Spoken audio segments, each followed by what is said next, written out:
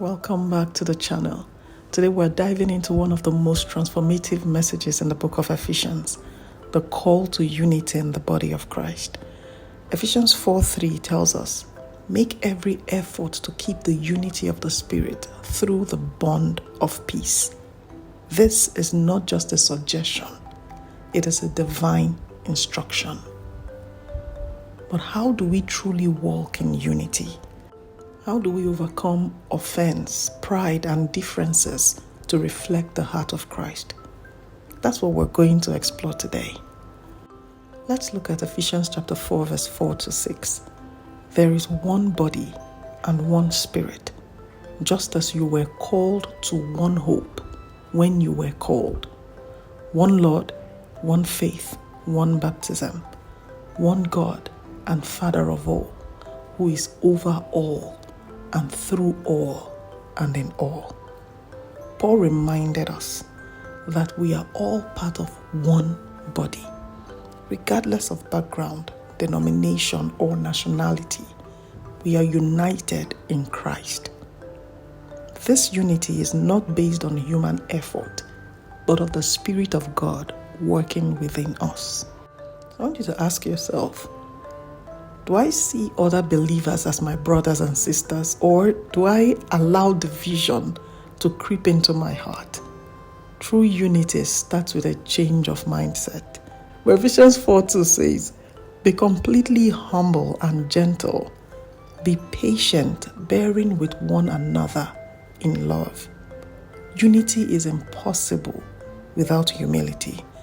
The greatest enemy of unity is pride. When we insist on having our own way, when we insist on holding on to offense, when we refuse to forgive one another, there is no how unity will thrive. If we take a little bit of time to reflect and think, is there someone that we need to forgive? I want you to write down their names on a piece of paper, because you're going to be praying for that person today. And I want you to make a conscious effort this week to choose kindness over criticism, patience over frustration, and love over judgment. To help you do the second task, you will need to separate the person from the behavior. Ask yourself, why will this person be behaving this way? What was the intention in this person acting this way? What was this person trying to achieve? Sometimes when you know the intention behind a thing, it is easier to swallow.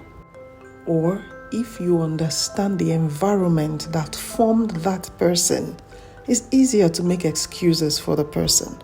But of course, not that we will begin to put ourselves in the line of danger. Ephesians 4, verse 11 to 12.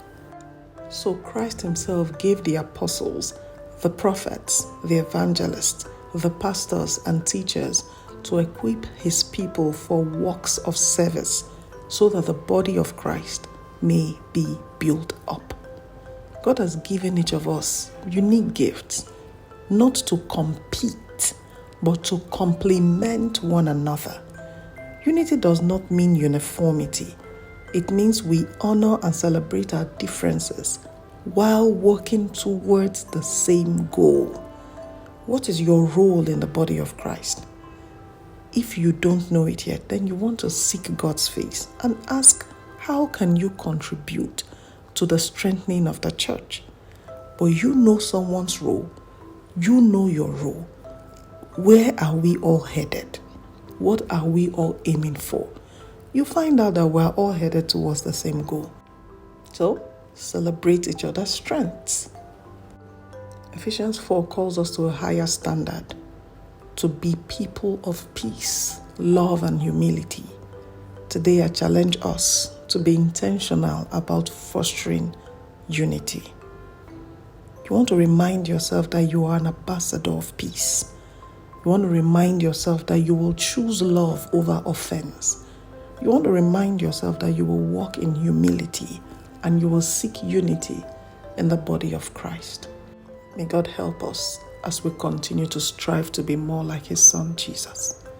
God bless you.